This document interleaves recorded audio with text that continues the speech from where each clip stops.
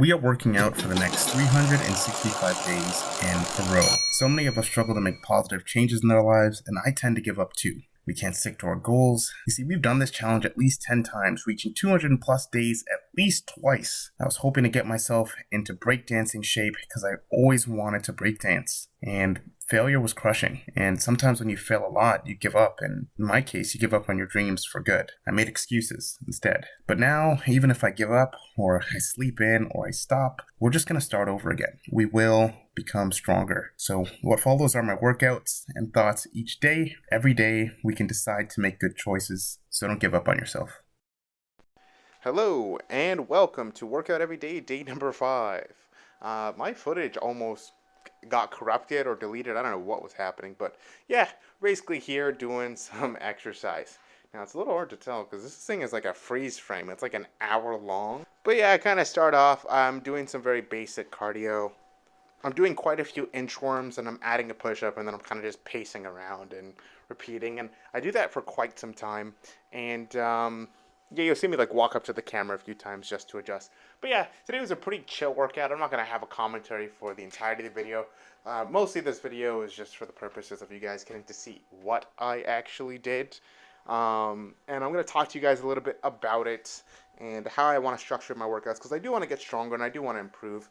But you know, looking back on my past few days getting started again, kind of lazy about things. But not this time. I got a little pre-cardio, so um, I think that I do get a lot of cardiovascular stuff done when I'm just moving about my regular day, and I want to make a note on that. I do a lot of walking. And if I'm not walking, I pace quite a bit. Actually, as I'm recording this audio, I am literally pacing in the kitchen because for some reason I just feel really comfortable when I'm walking. Um, and yeah, I feel like that'll add to the genuinely add to the amount of calories burned. Because walking, I think, is one of the best ways you can get cardio. You don't have to do a bunch of crazy stuff.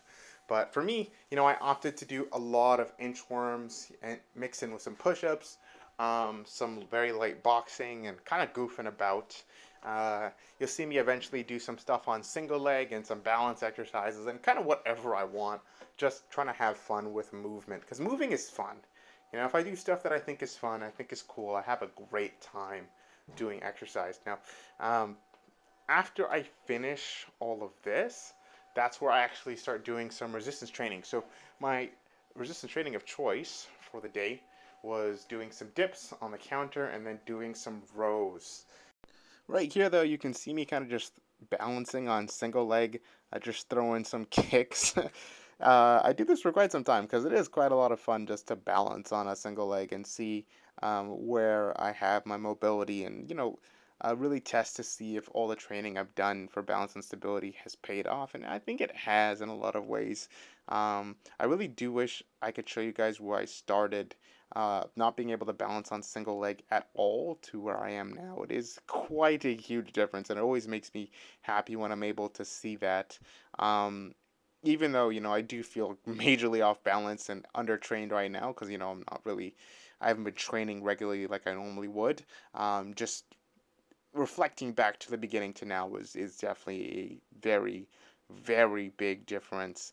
Um, but yeah, I kind of use this pole here, and I use it to throw very terrible combinations. And I start trying to figure out how to, not hit my leg on it because I want to throw a kick, and I'm like, what if I hit my leg? So I don't really do that. And then I go back to doing more interims. And then we finally get to the dips, guys. So yeah, if you have a kitchen counter, dips are possible. And here's how: you essentially drop down. Your legs might touch the floor, which is fine, but that basically gives you a decent dip.